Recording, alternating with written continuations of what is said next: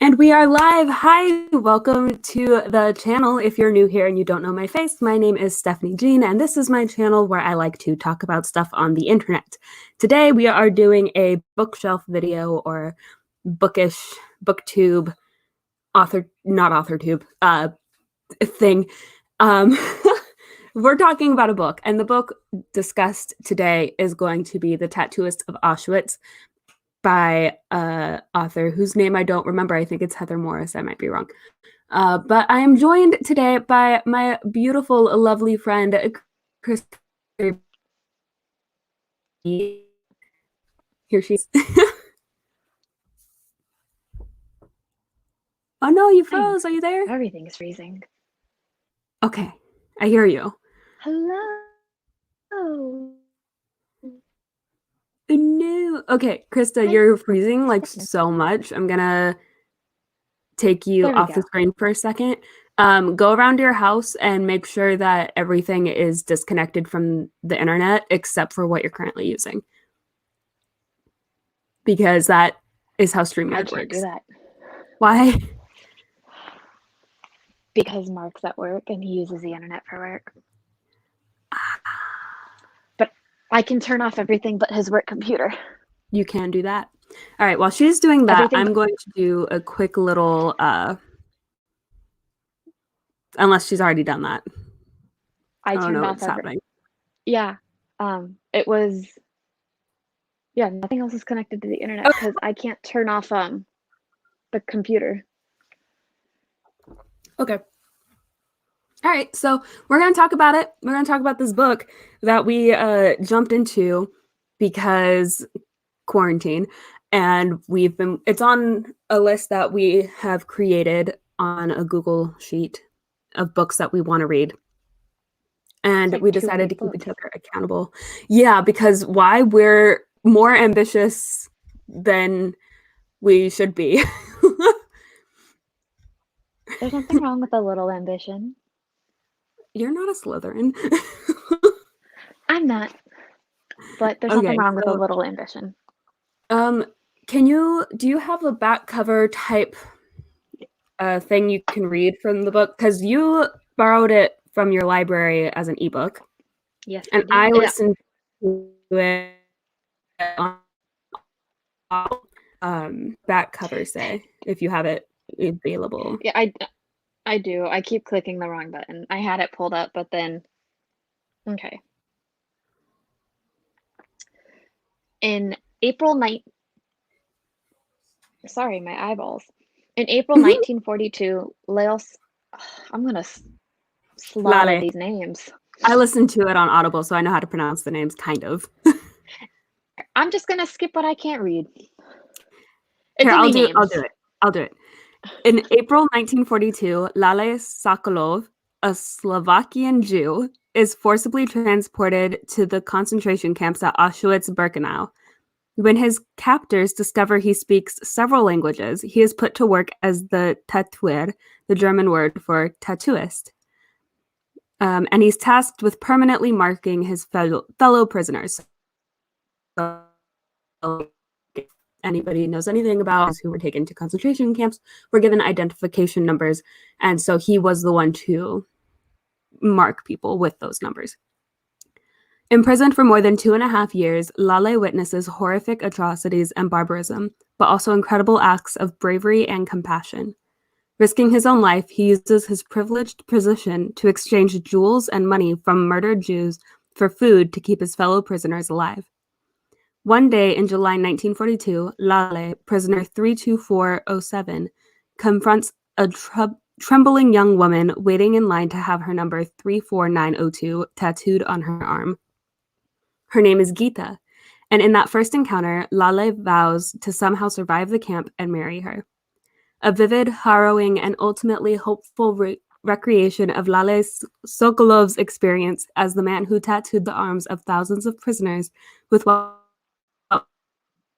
will become the cost. The Tattooist is also a testament to the endurance of love and humanity under the darkest possible conditions.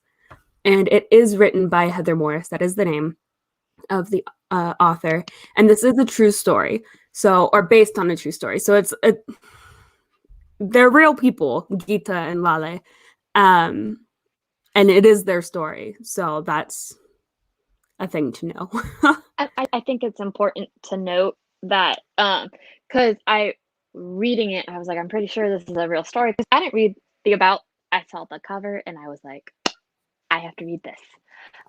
Yeah. So reading at the end when she was saying that, like, not all the characters are each individual people. Some of the characters are groups of people all in one.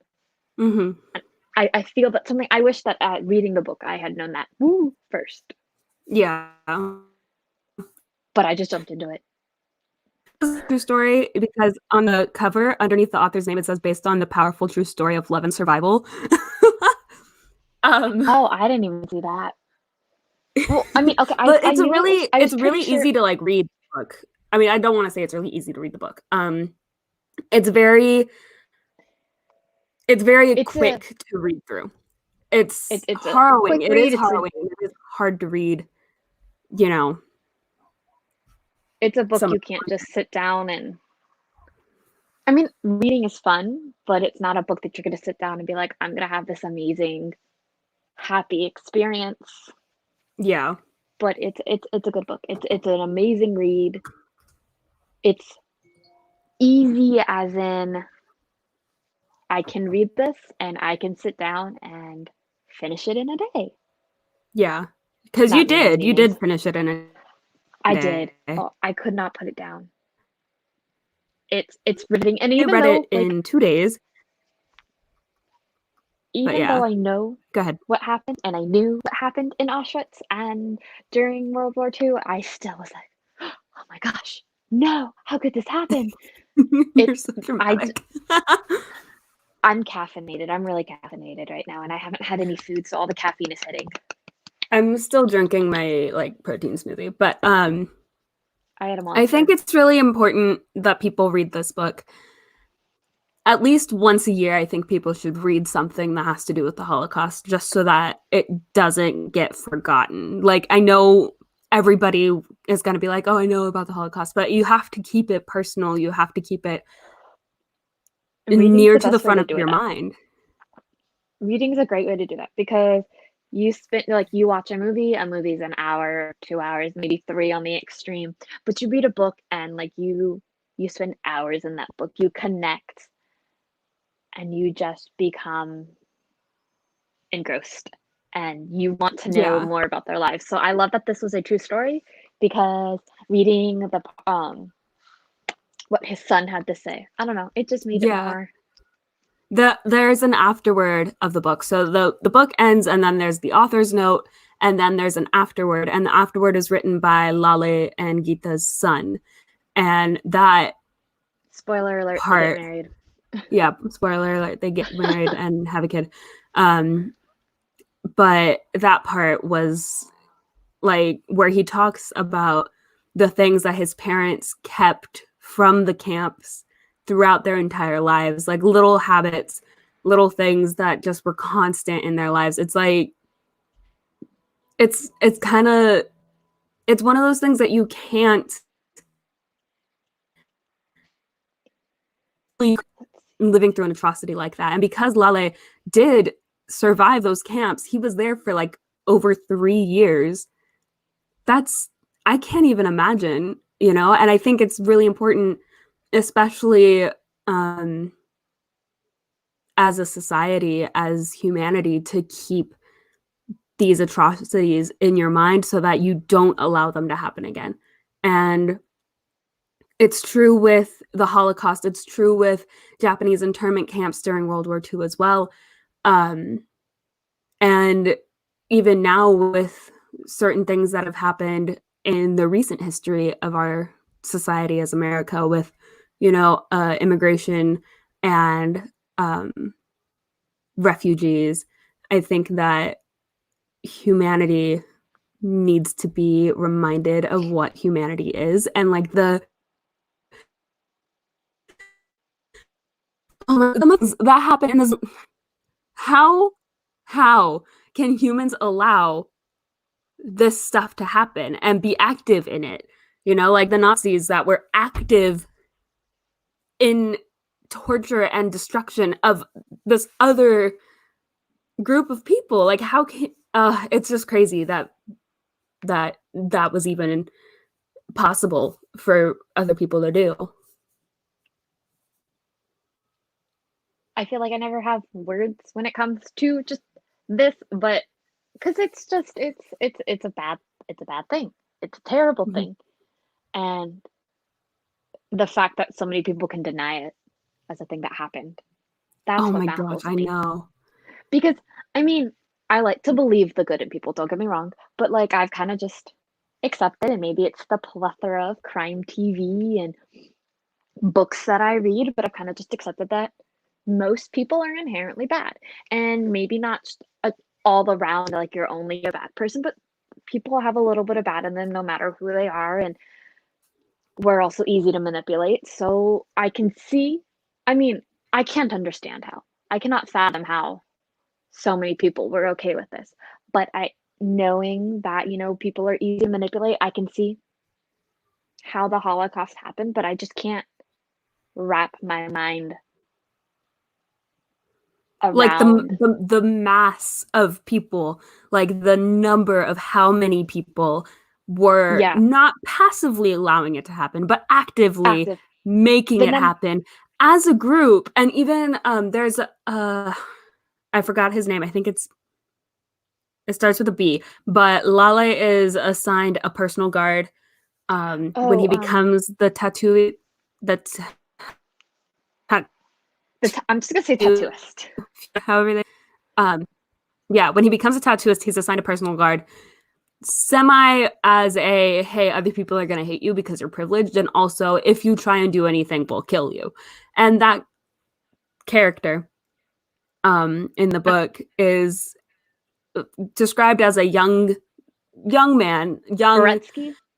Beretsky. Yes, he's described as a young man who is a Nazi, obviously, and the way he talks about things, and he's just like, he makes jokes out of like the gas chambers and things, like, oh, you're the only Jew to ever walk out of one. And it's just like, how is It's that the whole funny? nature. It's the nature versus nurture thing, though. Like Yeah. because I truly believe that. Like, I mean, we all have like a bad side, but like I really do believe that hate is a learned.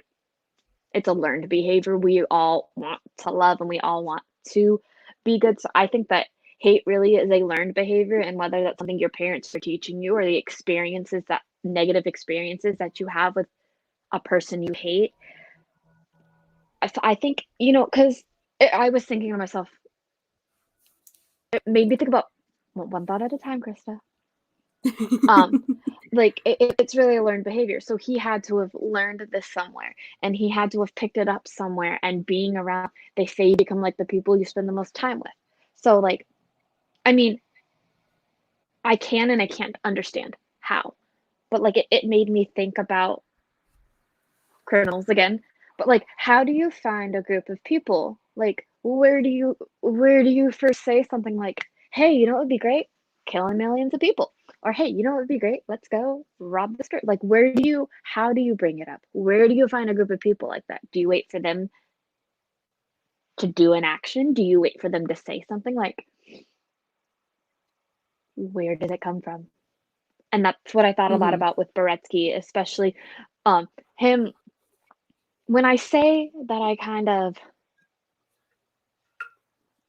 I don't want to say laughed because that's not the right word, but like his jokes, his cracks, knowing things like that and working with kids. You see it a lot with kids because I mean I teach you. They pick up the behaviors of those that you're around. So I guess I kind of snicker with his jokes because I believe in nature versus nurture. He was definitely nurtured to be like that. Like, I Mm-hmm. don't think he was just born this way. And so it's kind of funny because people don't believe that, they believe you're born a certain way and that's the only way you're ever going to be. But Yeah. people can be changed. And I feel like Boretsky is definitely, because I mean, he still makes those jokes, but with his lady friend, he really took Lale's advice. and he does have a weird character development arc, and that was really interesting. And I did like that because as disgusting as Nazis are, they are they're human. people. They are human, which is like gross. I don't want to associate them as the same species as myself, but I guess that's how I think things it was like a good this work. reminder. I mean, Yeah. like, because I mean, it's easy to say that we're disgusted and we hate Nazis and we hate this and this and this, but I Go punch think your local it's Nazi, kids. Stay in I school, just don't do drugs, and punch your local Nazi.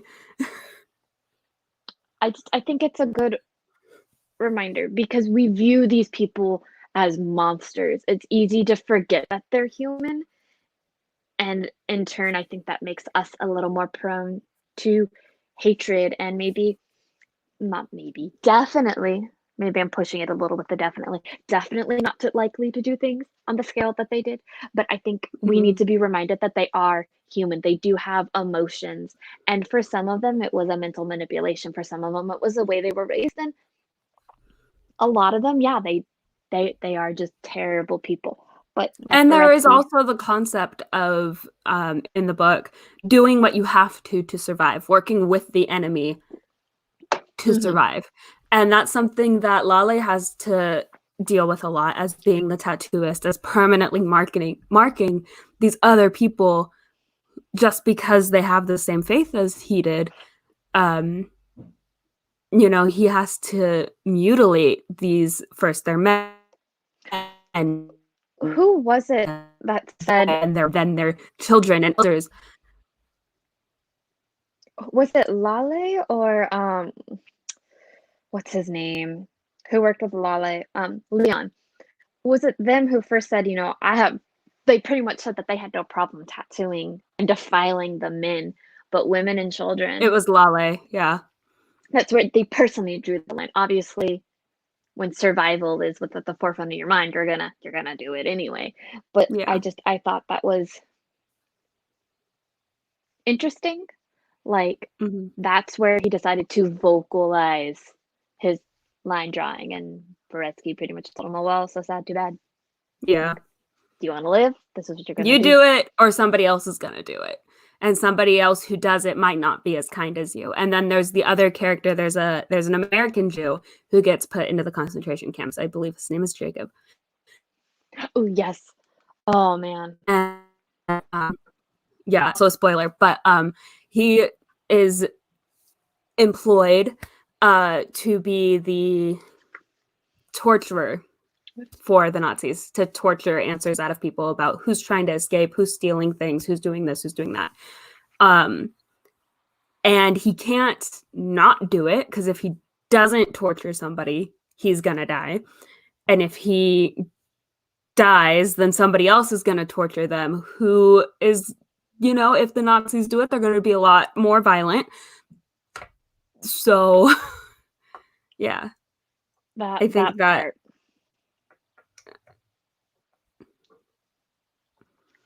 It's not funny is not the word. It, but it's funny that Ironic. yeah, thank you. I You're work welcome. with like little children. So the biggest word, funny is a complex word. But it's just very ironic that like it turns around and he helps him. He helps Jacob. Hmm. And then, Jacob helps him. fast forward. That he Um, comes across him again. And it's just, I don't know. It's weird. It's a lot to wrap your mind around. yeah. People always joke, oh, small world. But like the likelihood, when you think about it, the likelihood of them both still being alive, still being Hmm. there, and in higher up positions, Yeah. it's incredible, actually. He And could have been stuck also, with someone. yeah, he could have just been stuck with the freaking um doctor dude, Meringue, That, that guy that was guy. creepy. Yeah. I mean, the Nazi experiment out detail, well known, their own thing. And we don't see a lot of that in the book necessarily, except with Leon, who gets taken by the doctor, who's like, "Oh, I will take you today, ha ha ha ha, I'm very funny," and everybody else is like, creep the frick out because he's creepy. And then like 8 chapters later or something ridiculous, Leon comes back and is like, "Oh yeah, he cut my balls off." I don't know what I was expecting, but I know that's not what it was. That was not what I was expecting either. I think I was expecting, like, I don't think I expected him to come back at he all. gave me different drugs. He was giving me drugs or something, but I was not expecting that. And then immediately come back, he is making jokes about him being the eunuch and all this other stuff, and it's just like, that's a person. Stop. But yeah, so I do think that the book, even though it is a limited narrative, right, because the focus is on Lale's experience, there is so much detail in it about the life at Auschwitz outside of Lale and Gita that just barely interacts with them, like Silka being... I want to read the next one. Oh my God. Yeah, Silka being repetitively raped by one of the higher ups in the Nazi hierarchy, and about helping someone escape. Someone escaped and was recaptured, and helping them escape, and then the gypsies and the experiments and I feel like it really... and illnesses and people not just because they were going to the bathroom. Oh, go ahead. Oh, sorry. I was gonna say, I feel like this is a book that, I mean, because it's really heavy stuff, but if you're looking for a book that's not really, that's related to the Holocaust, that's not super heavy, this is a good one, because there is a happy ending. There is a good ending. There's a light at the end of the tunnel, and things do get dark, but it's not... It leads you to want to know It's not more. Night by Eli Wiesel. I would say it's not as dark as Night to read. Do you really? Yeah. But it leaves you wanting to know more, because I feel like even in our history books, even now, they don't really humanize the prisoners as much as they humanize the Nazis and stuff in our history books. So I feel that it really humanizes the characters and makes it hit hard, and it makes you you kind of do want to know more, and you want to see more points of view. I like this because, I mean, I've read a lot of negative, I guess. Everything has a sad ending related to World War II, but I've also read like Diary of a Young based Girl. on yeah, like stuff that's not so... Stuff where the main character dies at the end. Yeah. Yeah. So it's nice to see that in a place of darkness, so much that something good can happen. It shows you that the people, the optimists of the world, aren't crazy. Yeah. I think this is a good book for hope, and I would give it a 0.5 out of 5. You lagged on my end on the how many out of 5. I would say 4.5, 4 out of 5. 4 out of 5 stars. Yeah. And the only reason I would knock it down is just because there are parts of the book where it feels kind of disjointed. And that's just a structure thing. It has nothing to do with the actual story, but it does feel disjointed at parts.